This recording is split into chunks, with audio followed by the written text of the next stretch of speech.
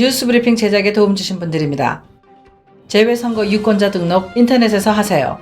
절세의 지혜를 나눠드립니다. 이상회계법인 정성을 다해 모십니다. 꽃은 에덴 꽃집. 학자금과 대학 입시 상담은 AGM 인스티튜트. 한 곳에서 시작되는 안정된 미래 선우인어 보험. 홍성구의 뉴스 브리핑 지금 시작하겠습니다. 로컬 소식입니다. 브라이언 캠프 주지사는 어제 주 상하원 합동회의에서 2020년 연두교서를 발표하고 올해 주 정부 운영에 대한 로드맵을 제시했습니다. 주지사는 조지아주가 지난 7년간 가장 비즈니스하기 좋은 주로 선정되고 계속해서 실업률이 기록적으로 낮다는 점을 강조하고 조직폭력과 인신매매 근절에 매진하는 한편 공교육의 질을 높이고 의료보험 확대를 통해 열심히 일하는 주민들이 더 많은 혜택을 누리며 살 수 있는 조지아를 만들겠다고 했습니다. 특히 캠프 주지사는 공립초중고교 교사들의 연봉을 1인당 $2,000씩 인상해달라고 말했는데요. 10만여 명의 공립학교 교사 월급을 한꺼번에 $2,000씩 인상하려면 3억 5천만 달러의 추가 예산이 필요한 것으로 알려졌습니다. 나아가 캠프 주지사는 정부 지출을 올해는 4%, 내년에는 6% 삭감하고 주 소득세율도 기존의 6%에서 단계적으로 내리겠다고 밝혔습니다. 이날 연두교서 발표 현장에는 네이슨 딜 전 주지사 부부와 자니 아이잭슨 전 연방상원 의원 등 영향력 있는 공화당 중진들이 대거 참석해 캠프 주지사에게 힘을 실어줬습니다.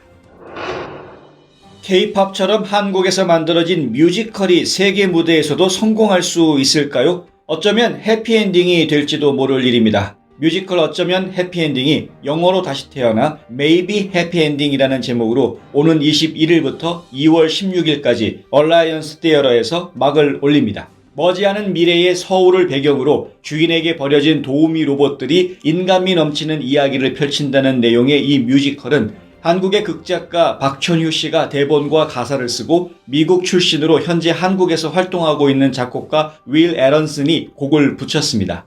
박 씨와 애런슨 씨는 어제 애틀란타 한인 언론들과 기자회견을 가졌는데요. 브로드웨이 진출에 앞서 그 가능성을 타진하는 무대가 될 것으로 보입니다. 보다 자세한 소식은 뉴스앤포스트 영상 뉴스를 통해 전해드리겠습니다. 같은 바탕으로 같이 갑시다. 캐슬린 스티븐스 전 주한 미국 대사가 어제 한미 동남부 상호회의소가 마련한 연례만찬에서 한 말입니다. 한국어를 할 줄 아는 최초의 주한 대사답게 스티븐스 전 대사는 유창한 한국말을 섞어가며 연설을 했는데요. 그녀는 한국과 미국은 강한 동맹관계를 지켜왔다고 강조하고 하지만 최근 정세는 불안한 부분이 있다면서 한국과 미국이 줄곧 같이 갑시다 라고 말해왔지만 거기에 한 가지 전제를 달아야 할 때라고 말했습니다.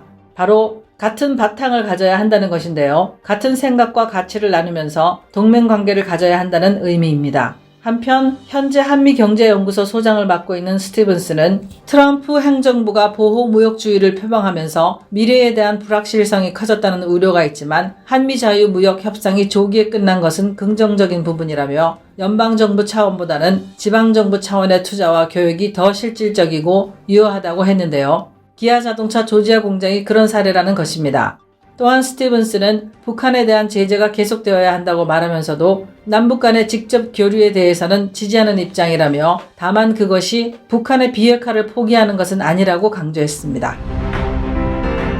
지구촌 소식입니다. 지난해 일본을 방문한 한국인 관광객이 558만 4,600명으로 전년 대비 25.9% 감소했다고 일본 정부 관광국이 17일 발표했습니다. 이는 작년 7월 일본 정부가 한국에 수출 규제를 가하자 한국에서 일본 여행 자제 움직임이 확산됐기 때문입니다. 하지만 지난해 일본을 방문한 전체 외국인 관광객은 전년 대비 2.2% 늘어나 역대 최고치를 기록했습니다. 한국인 관광객이 줄어도 끄떡없다는 것을 자랑하고 싶었는지는 모르겠습니다만 올해 일본은 도쿄올림픽을 계기로 외국인 관광객 4천만 명을 달성하겠다고 하는데요. 한국인들의 도움 없이 가능할지는 미지수입니다. 죄를 뉘우치게 한다는 이유로 사람들을 잔혹하게 고문하고 살해한 파나마의 한 종교단체가 경찰에 붙잡혔습니다. 현지 시간 16일 APAFP 통신에 따르면 파나마 경찰은 파나마 최대 원주민인 응가베 부글레족이 거주하는 밀림 지역의 한 종교시설을 급습해 이들이 벌이던 엽기적인 종교의식 현장을 적발했습니다. 이곳에서는 사람들을 감금한 채 고문 중이었다고 하는데요. 이 건물에서 2km 떨어진 곳에서는 1살 아기를 포함한 미성년자 5명과 이들의 모친인 임신부, 또 다른 17살 소녀 등 총 7명의 시신이 발견됐습니다. 경찰은 신의 새 빛이라는 이름의 이 종교단체 관계자 10명을 체포하고 갇혀있던 15명을 구조해 병원으로 이송했습니다.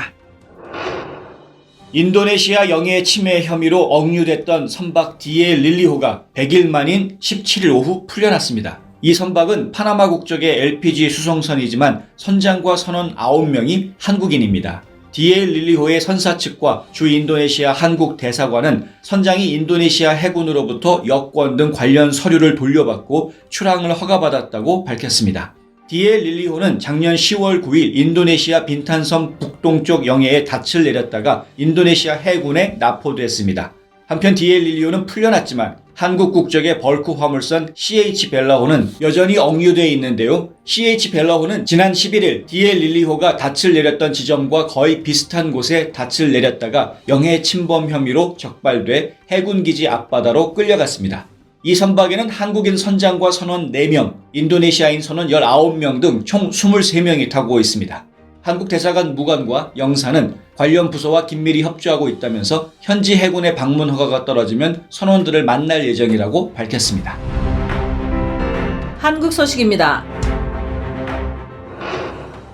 한국 정부가 남북 교류 활성화 조치의 하나로 북한 당국이 발행한 비자만 있어도 중국 등 제3국을 통해 북한 관광을 허용할 방침이라고 연합뉴스가 보도했습니다. 그동안에는 한국 정부의 승인을 받아야 방북이 가능했는데요. 북한 비자만 가져도 개별 방북을 허용한다면 현재 일주일가량 걸리는 방북 승인 기간도 줄어들 전망입니다.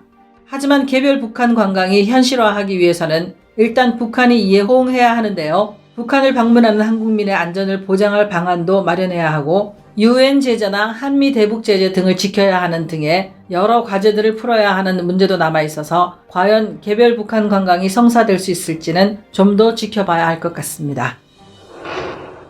귀화 농구 선수 라거나가 최근 SNS상에서 인종차별적 공격을 당한 것과 관련해 한국농구연맹 KBL이 법률 자문을 맡은 법무법인에 대응 방안을 검토해달라고 요청했다는 소식입니다.